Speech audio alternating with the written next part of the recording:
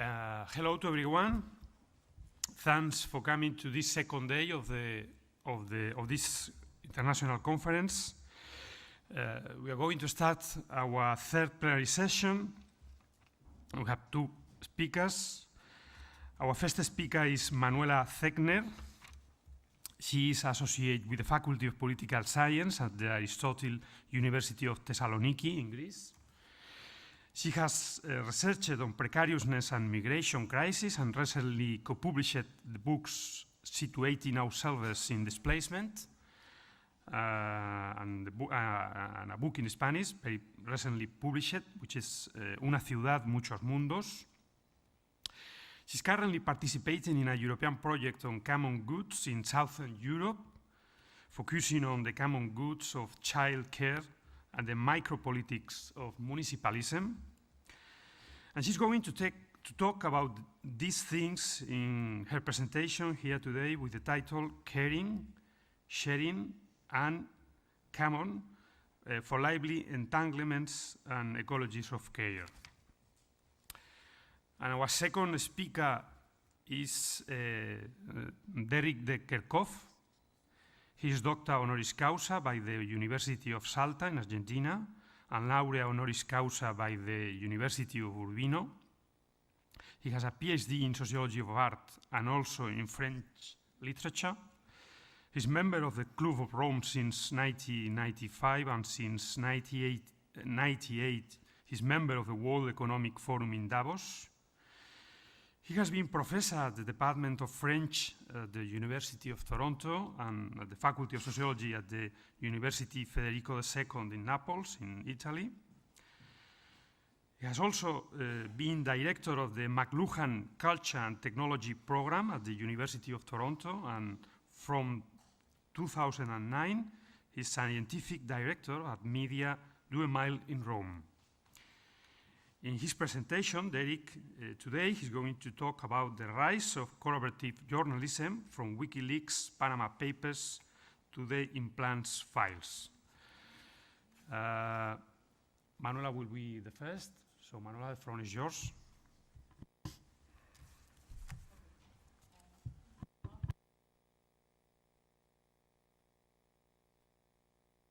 Press this button? Okay, good.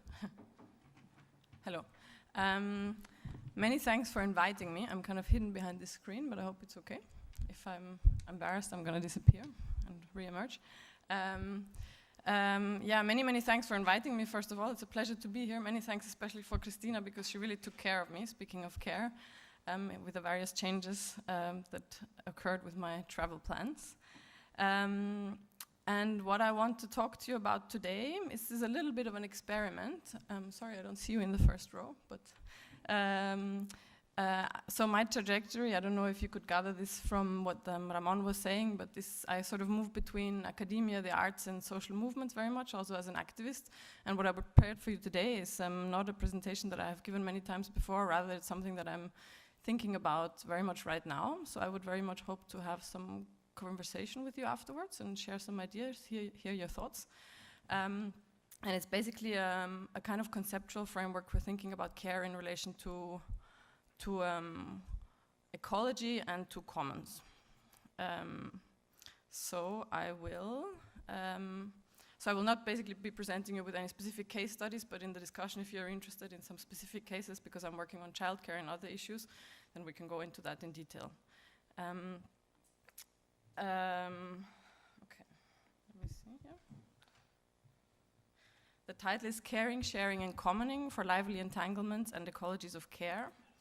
I'm going to basically start from diagnosing a sort of impasse of care and social reproduction in this presentation.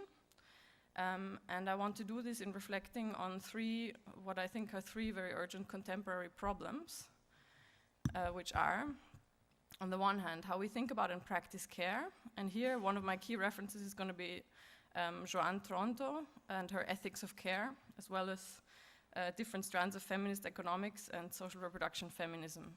Silvia Federici is also going to be popping up. The second kind of key, very global problem that I want to be thinking through with you is the problem of individualization in the neoliberal network society. So I'll be talking a little bit about social media, and talking about the production of subjectivity and relationality on social media. And here there are some theories that come in, like thinking about micropolitics or ecosophy. So the work of Félix Guattari is kind of influencing me here, you will see. And then the third kind of broad problem I want to address is an obvious one. It's ecological catastrophe. And here basically the starting point is our helplessness in the face of extractivist and destructive modes of production and reproduction. And specifically in this talk, I want to be thinking through our failure to move, or our kind of difficulties, let's say, to move from worrying to action or practice when it comes to this kind of big challenge in relation to the destruction of the planet that is currently going on. The image that I have in the background here is an image that is from the domestic workers collective in Madrid, Territorio Doméstico. It's a feminist group of mostly migrant workers that I'm very fond of and that I've done a lot of work and research with, who organize around the rights of domestic workers and for a valorization of care in society and economy in a very broad sense. And I basically put it there because I thought it would be very nice to have a bit of color in this room also before I embark on my presentation. And you will hear a bit about them later on. So I want to start with thinking through this what I'm calling an impasse of care. And I will use the work of Joan Tronto in order to do this. Joan Tronto published a book in 1993 that is called Moral Boundaries, and it thinks about the kind of politics and ethics of care, where she proposes a model of thinking about different phases of care. Basically, she proposes 4 phases in this book. She speaks about caring about. You see a little circle in my funny diagram there, it's at the bottom. Then she speaks about taking care of as a second phase of care, caregiving as a third phase of care, and care receiving as a fourth phase of care.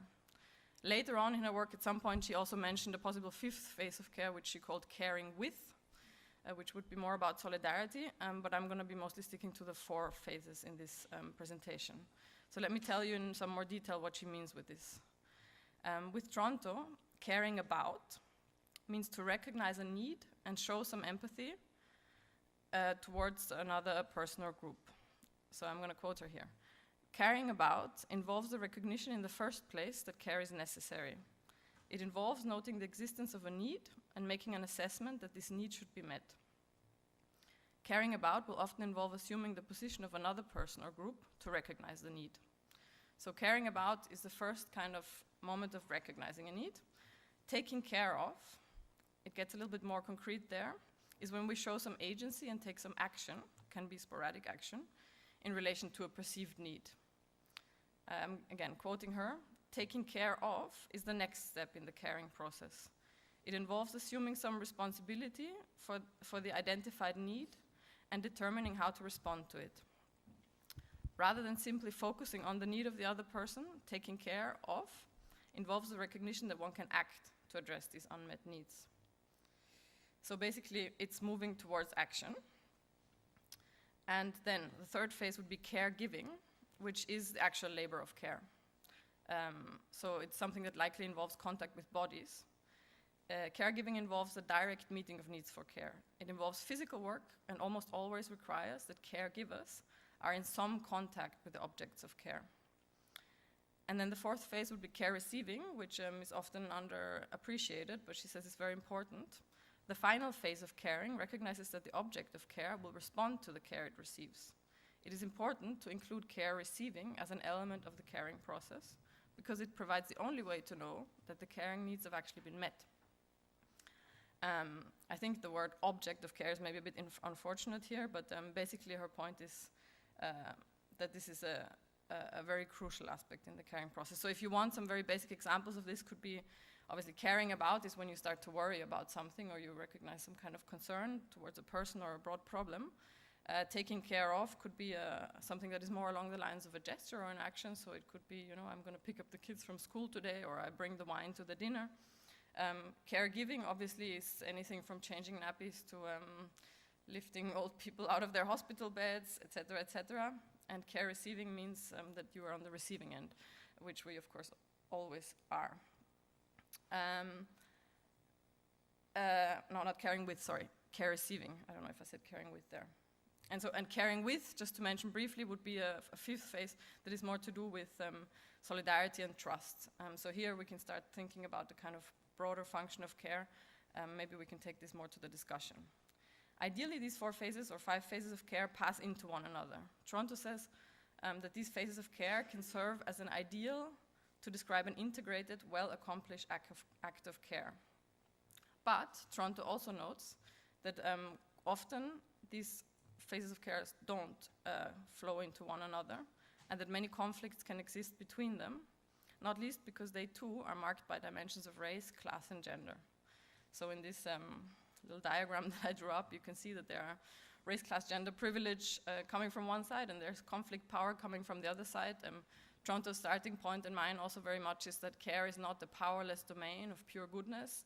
We should not romanticize care, but care is very much implicated in different relations of power. Care itself can be seen as a relation of power also, and so conflict, etc., is inherent in it.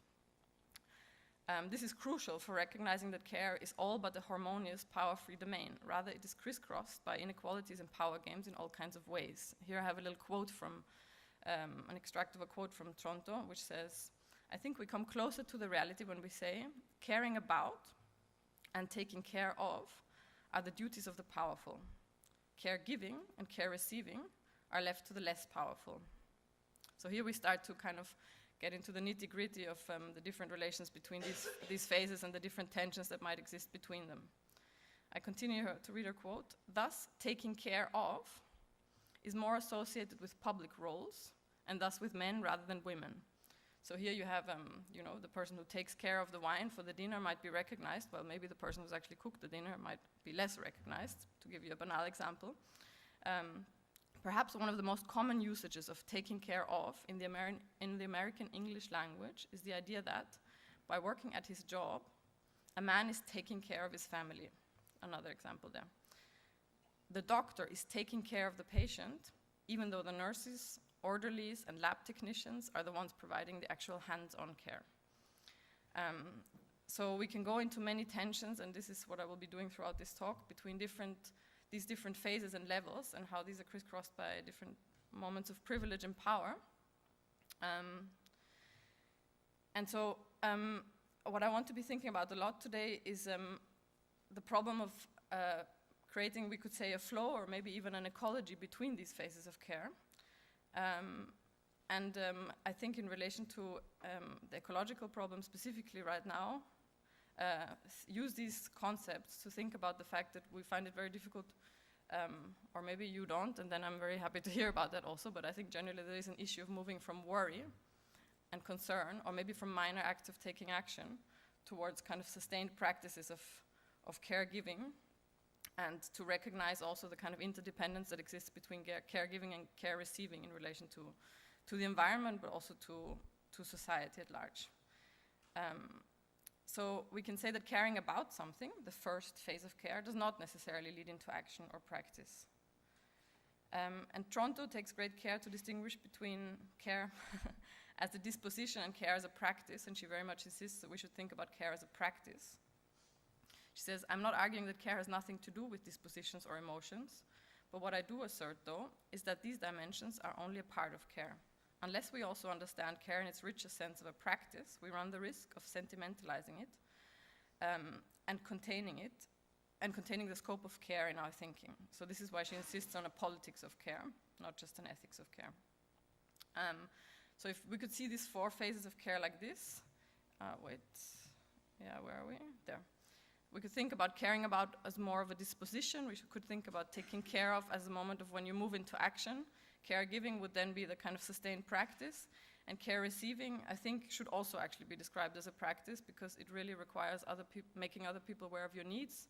It requires co-facilitating and negotiating the means by which your needs are met. So actually, care receiving is something that takes a lot of knowledge and sensitivity as well. And because neediness is conceived as a threat to autonomy, so on the issue of care receiving, basically, Toronto very much stresses that this is and I want to stress it too, that this is like a key point for an ethics of care, that we recognize that we all have needs, she says, because neediness is conceived as a threat to autonomy. Those who have more needs than us appear to be less autonomous and hence less powerful and capable. The result is that one way in which we socially construct those who need care is to think of them as pitiful because they require help. Furthermore, once care receivers have become pitiful by this construction, it becomes more difficult for others to acknowledge their needs as needs. This construction further serves to drive distance between the needs of the truly needy and so-called regular people, or supposedly regular people, who presume that they have no needs. So obviously one key part of the feminist ethics of care is to assert that everybody has needs and everybody's interdependent. And I think we could say this also about the third phase of care. We can also say this about caregiving, that caregivers also tend to be generally undervalued and invisibilized in our societies, because there's also a sense of pity towards them, or a sense of a sense that this interdependence on the person that also needs the care is something that is pitiful.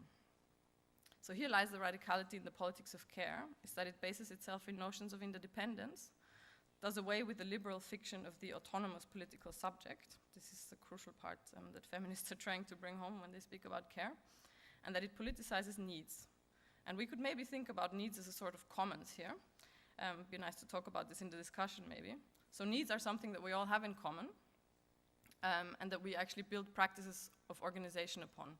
So if we go by certain ways of thinking about the commons, like Stengers and Gutwirt have proposed, that there are not just resource commons, but that there are also organizational commons, what they would call self-organizational commons, then maybe needs are very strongly linked to self-organizational commons, because they in many cases are what self-organizational commons spring out of. And what I'm very interested with here and in my work in general, and this is an open process, is to think about reproductive commons or care commons. So to bring a feminist perspective to this thinking about commons. Maybe another way of thinking about care as a commons could be to do with what Maria Meest terms as negative commons. This may be a bit more risky thought. We could also think about it together, but Maria Meest, for instance, speaks about garbage, trash as negative commons. And maybe needs in a less pejorative way, but we could think about needs also being negative commons, in the sense that, well, anyways, we can go into this in the discussion. So these 4 or 5 levels of care flowing into one another result in what we might call an ecology of care. For example, we worry and we proceed to act. We develop a practice of care where we feel or perceive a need. There is some feedback and collaboration between those giving and receiving care, and maybe we even move towards the invention of modes of reproduction, maybe even caring commons or infrastructures of care and commoning, even maybe other forms of institutionality. Such an ecology of care, such an ecology of different levels of care flowing into one another comes very close to the ways in which Félix Guattari has been speaking about ecology. I don't know if you're familiar with his work. He wrote a book called The 3 Ecologies, and he coined the term ecosophy, where he thinks about ecology in a multi-layered and transversal way. So his 3 ecologies are about social, mental, and environmental ecologies, feeding and flowing into one another. And his ethico-political concept of ecosophy indeed shares a lot with Toronto's thought and proposal, in the way that it thinks about an integral kind of, not necessarily circuit, but a kind of flow of different levels and phases of relation and care into one another. If Toronto's levels come to be integrated with one another, they go well beyond individual or even just relational matters. We can see that they concern collective social matters and matters that fundamentally condition how we think about and do also economics, politics, etc. So this framework is not just about the micro-act of care, as you can probably recognize. Feminist economics is a science that imagines other kinds of integrated circuits of care, also in different kind of quantitative ways, different circuits of care and reproduction, by departing from a critical analysis of the partial capitalist perspective of what counts as work, as productive, as value generating, etc. And so here I have a little joke for you. Oops. I wanted to show you this tweet. I'm going to read it out to you. The ecological drama in which our planet is caught up has long since been the object of a systematic misunderstanding. This period is, however, over. Through media that have become hypersensible to ecological accidents, quote unquote, international opinion has become increasingly mobilized. Everyone today speaks about ecology.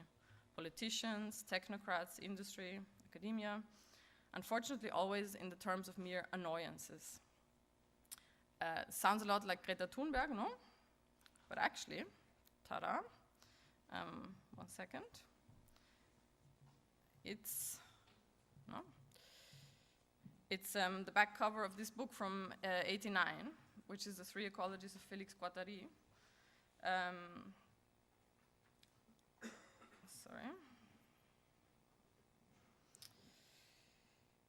Guattari always concerned himself very much with the importance of technology for the production of subjectivity. So Guattari, if somebody isn't familiar with him, is a philosopher, psychoanalyst turned schizoanalyst, activist who was very important for thinking about, he coined the term micropolitics in relation to the movements of the 60s and 70s in France and Italy. He thought very much about group processes. He was very key to setting up a kind of experimental clinic in the south of France, a psychiatric clinic where they experimented with thinking psychiatry in relation to capitalism, etc. So he's somebody who thinks across a lot of different levels, and hence his concern with relating social problems, ecological problems, and psychic or mental problems. In French it would be psychique, the word, but in English it's usually rendered as mental ecologies. And he was very concerned with technology in this context. He worked a lot with free radio. He was writing a lot about the first versions of the internet, the French, in France, the Minitel network. And he was very concerned particularly with the role that technologies play in the production of subjectivity and for the possibilities of what he calls collective enunciation. So different forms of collective processes, collective becoming, social movements, you could call it also maybe. Guattari was excited about the potentiality of a post-media era that builds on decentralized networks of proximity, on new communications technologies, and collective creative enunciations or constellations. I think if he were alive today, it would be very interesting to read what he thinks about social media. Somebody that really carries forth his legacy and was also a dear friend of him back in the days, Franco Bifo Berardi. I don't know if anybody's familiar with his work.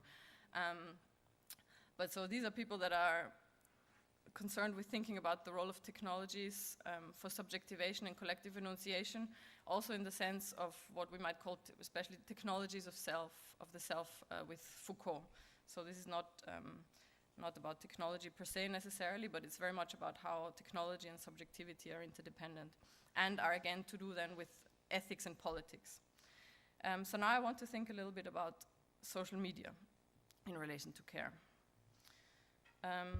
Bifo, a friend and follower, in the sense of following up on his thoughts and to some extent also following his footsteps of Guattari, has written much about the pitfalls of social networks and algorithmic power in very interesting but not so enthusiastic ways. Guattari was quite an enthusiast. Bifo is extremely pessimistic about this. So Bifo is one example of a thinker that kind of uses also this very kind of transversal perspective on social media. But there is also a lot of all kinds of analysis, obviously, on the effects of social media on relationality, organization, psychology, mental health, etc. But as far as I'm aware of, at least, not much thought has been given to social media networks in relation to care and social reproduction. So I want to think a little bit about this right now. How might we think about care, reproduction, and relationality in the context of social media networks? Here I want to draw a bit on a text that we just wrote and it's not published yet, with Boer Rubner Hansen, where we draw on feminism and social reproduction theory for looking at social networks, and where we begin by asking what kinds of care do we perform in social networks, online social networks? And how is this care organized? I'm going to try and open up these questions a bit more in the two last parts of the talk here also. So to the question of what kinds of care do we practice in social media networks, I think it's clear that social media networks thrive on caring about, on expressions, signals, or gestures, which, in the words of Toronto again, often involve assuming the position of another person or group to recognize a need, or we could say a problem.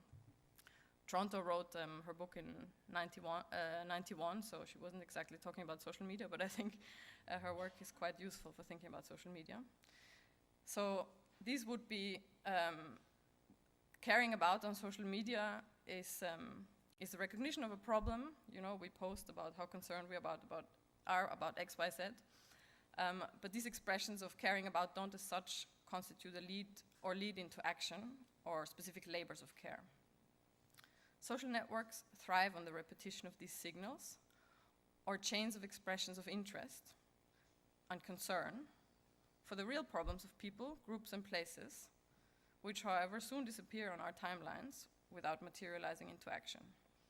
I'm assuming I'm not the only one who knows this problem, but online campaigning platforms recognizing the sense of impotence that comes with this kind of hopeful dance with the algorithm, or we might call it clicktivism, etc., try to provide us with a sense of shifting from the first more cognitive or abstract phase of care, so from caring about into the second more active phase of care, into taking care of something, by asking us, for instance, to sign petitions as a way of taking action. I don't know, I'm sure you're also spammed by Avaz, etc. We always say, take action now, and then it's about introducing your email and clicking a button, and that's taking action.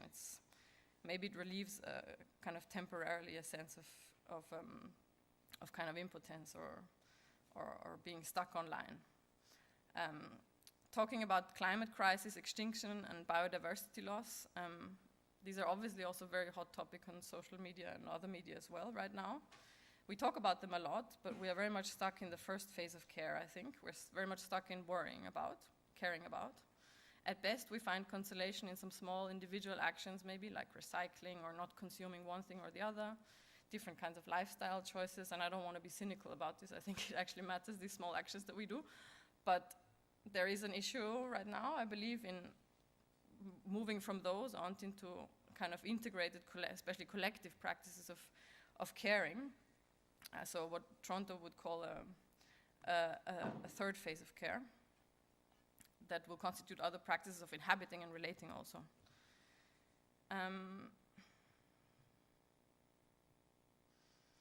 And beyond that, also, of course, we're largely still without corresponding infrastructures of agency and institutionality that can kind of hold together and sustain different practices of care over a long period of time and in a broad social context. So this talk is very much concerned with thinking about the caring with and also the care receiving in relation to this situation. Of course, there's also a question of how we understand caring about. I'm not sure that the caring about that Toronto talked about back in the 1990s is about a one-way expression or intention of care, like posting something on social media might be, because it might also be about, of course, enabling, initiating, and sustaining relationships that could link the caring about to caregiving. So, like, if you think about this, what they call sometimes the mental load of childcare is one example of this. All the kind of worry and concern that a mother, for instance, might have about her child's birthday party, her child's next dinner, etc., is kind of immaterial in the first instance, but it's very crucial to the sustaining of this life and to the actual kind of relations and networks that sustain this life. So if we come back to social media, there's a question of whether and to what extent we might consider, particularly the messaging and group functions that that different social media have. So think about WhatsApp, think about Telegram, think about Messenger, and different kind of inbuilt messaging services on platforms like, of course, Twitter, Instagram, etc., as part of a reproductive and caring sphere that exists within, beyond, and maybe even despite the algorithms of profit So very often very often WhatsApp, let's think about WhatsApp for now, because it's a most commonly used messaging platform like this. WhatsApp is a crucial technology for organizing social reproduction in the everyday life of families, groups of friends, nurseries, etc. by now. These kinds of interactions and relations often differ from the likable or shareable expressions of care or concern that are directed at no one and everyone at the same time, as on social media, as on some of the home screens of Facebook, Twitter, Instagram, etc. And in chats and groups, there is often a more organizational dimension, of course, also, beyond just liking and sharing. So this, I think, is something that would be worth looking into, the production of care and collectivity on these kind of messaging platforms.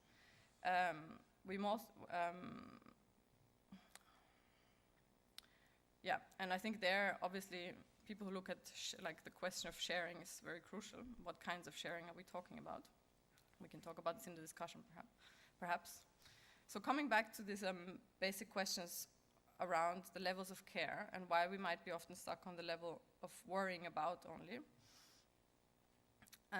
Or indeed, why are some people stuck on worrying about, and why are some people stuck on the level of caregiving? Because of course, I'm speaking very much from the perspective of a global North person giving a talk to you now, and then maybe an academic whose work consists in thinking and worrying about things.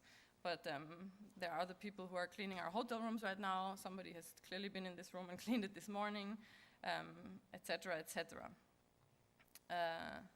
The global division of care has the global North worried and depressed, while it has the subaltern, global South, if you like, busy with the labor of sustaining privileged people's life, caring about their lives. So the politics of care concerns global as well as gendered and racial divisions of labor and power, and there's a colonial capital as well as patriarchal history to this division of care. I'm not going to go into this in great detail. The work of Silvia Federici, I think, explores it quite well through looking at the interconnected histories of the different interconnected history through the dimensions of class, race, gender, for instance. I think Federici is also very relevant here because she thinks not just about an analysis of this problem, but she really is very much interested in the problems for how we could common care and reproduction, for commoning care and reproduction, and the practical, concrete ways in which we can do this.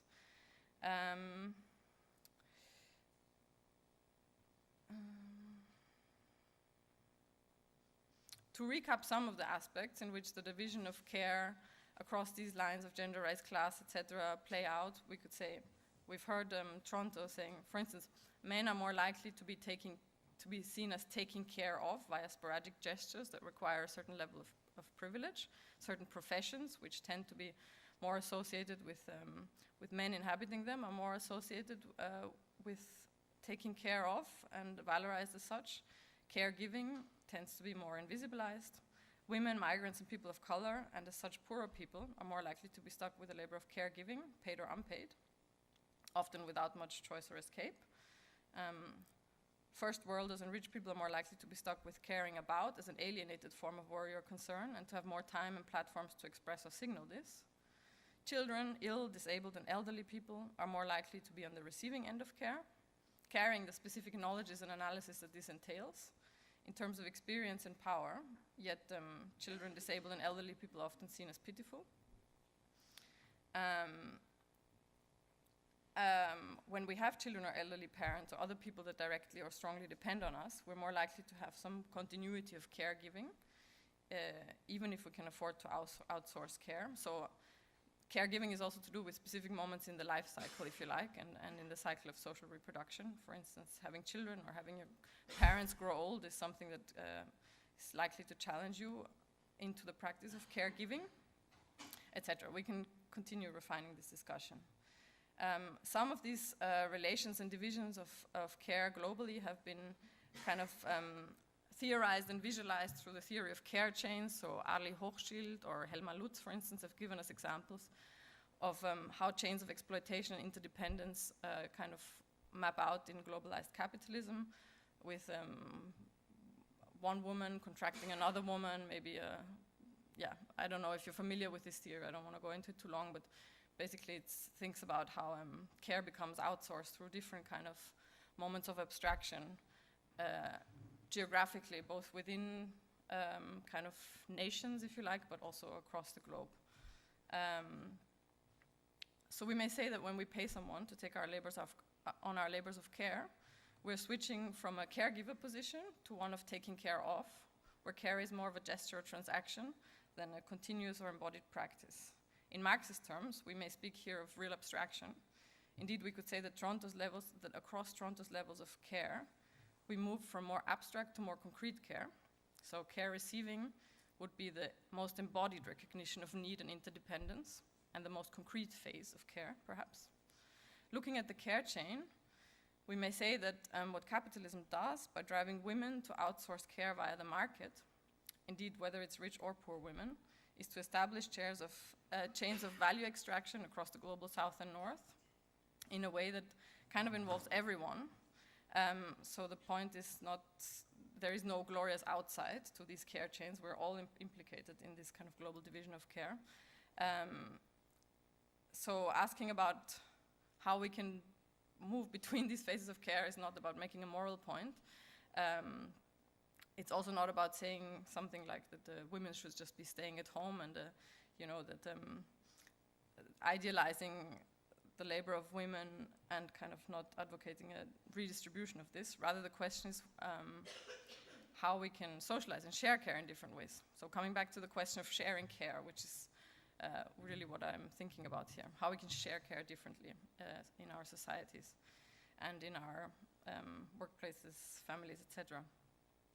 Many feminists and feminism in theory and practice have now identified this abstraction of care, so the outsourcing of care as going a bit too far for them.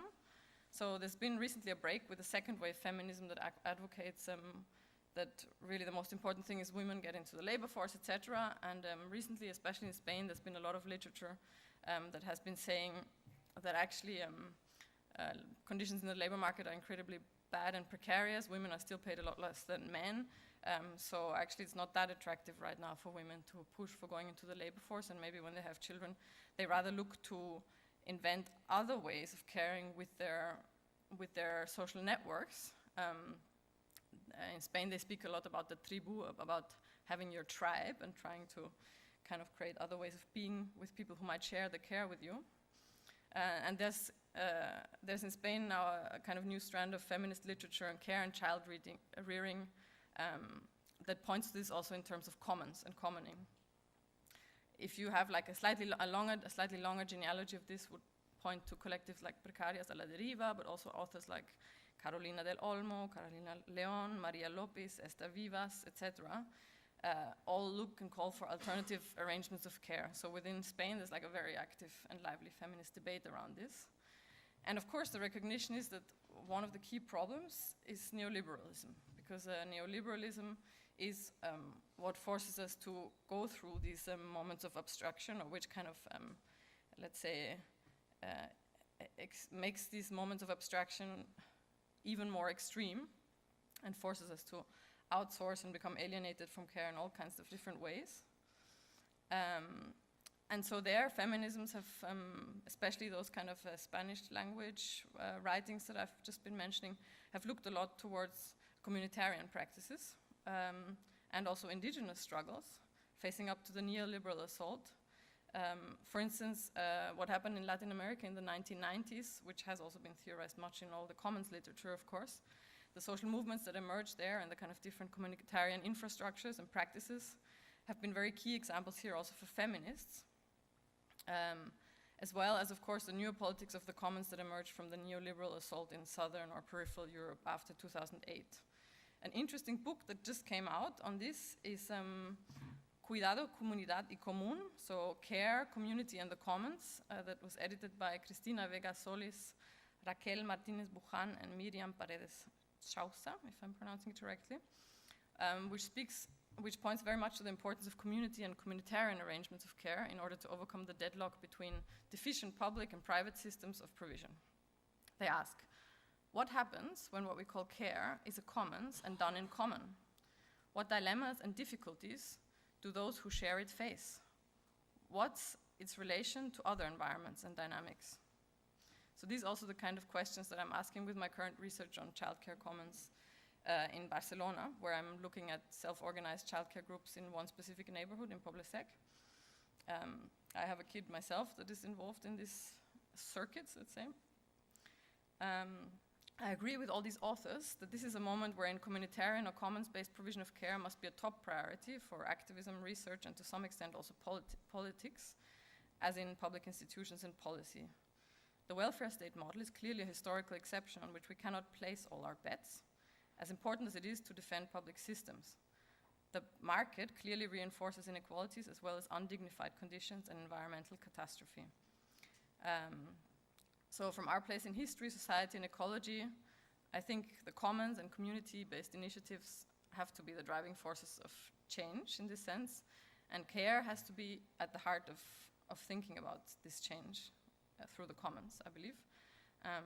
So we need the commons not just to be feminist caring commons, but we also have to really think about the sustainability of life and thus ecology in relation to this. The crisis of care that is very often diagnosed, so a shortage of care labor in the developed countries, etc., as a crisis of provision as well as of social reproduction in everyday life, does not come from nowhere. It's rooted in very precise neoliberal logics. So the logics of productivity and extractivism, for instance, which turn every moment and relation into a potential site of value production or extraction, accompanied by the dynamics of precarity and exploitation in work, and especially care work, which is also completely invisibilized and unrecognized. And then accompanying this, of course, subsequent strong pushes and pulls of migration and mobility.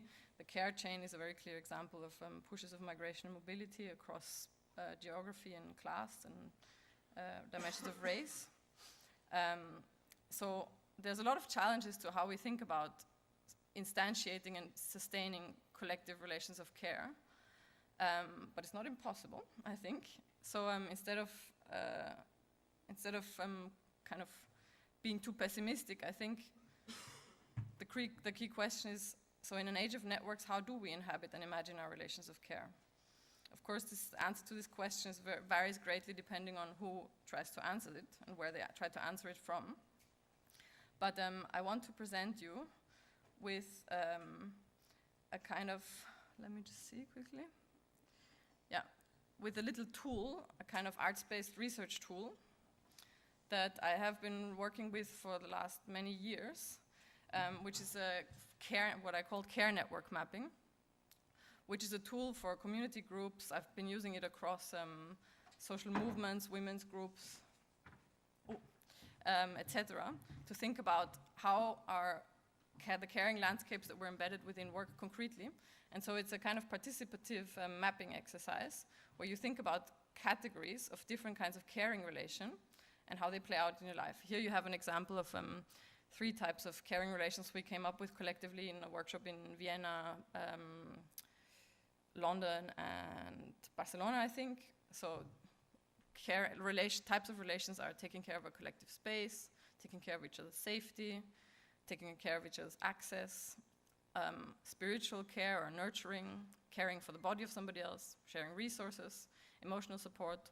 In another workshop, it was more about collaborating with each other, giving each other work, living together in a space, friendship, having financial debt to one another, having been lovers or engaged in some kind of love relationship, teaching each other, etc. So people come up with different kind of categories, and then we start to map them in relation to, starting from a specific person, so you map your own care network, you think about the kind of people and groups that are very important to you, or maybe even kind of infrastructures or institutions that are very important for sustaining you, and you map the specific kinds of relations that you have with these people. So I have just some images which I don't have time to go into detail, but I wanted to show it to you to also give you something a bit more visual. So this is one example of a network. The point is that you start by mapping yourself and your relation with other people, but very soon you start to draw relations between the other people or groups as well, and so you come to the mapping of something more like a network or an ecology of care, if you would like so. It's also interesting to look at, obviously each map is a world of its own and you can talk about it for a very long time. These maps are very different depending on which moment in life people are in. Your map can change from one day to another if you move country, for instance, or if you have a child, it will change quite drastically. So they're interesting tools to do over time also, and I've done it with different groups over time to see how your situation changes. And I think in these maps, one thing that very much comes out always is what Silvia Federici also says, is that we're never quite happy with our caring constellations, or how does she literally say it? We never care quite as we would like to. Because of course there are all kinds of factors influencing us in this. This is here a map where we transpose this care mapping onto the city, and we thought about the people and places that are important in the city and that sustain our lives in the city, and how these connect to kind of analyze different focal points in the city. This was in Barcelona. Another way of doing is this was a collective map that we did as a group with the Nanopolitics group in London, where we looked more about different collectives, social movements and institutions that sustain our activist practice. So it's a kind of quite versatile tool, let's say. And it points a little bit to something that, to thinking through this question of how do we not become so lonely in social networks. So we've seen how, the nuclear family, the state, are sometimes very limited in the way that they provide care or kind of lock us into specific constellations. And then in the network model, it's sometimes the opposite extreme, where every actor is relative and replaceable.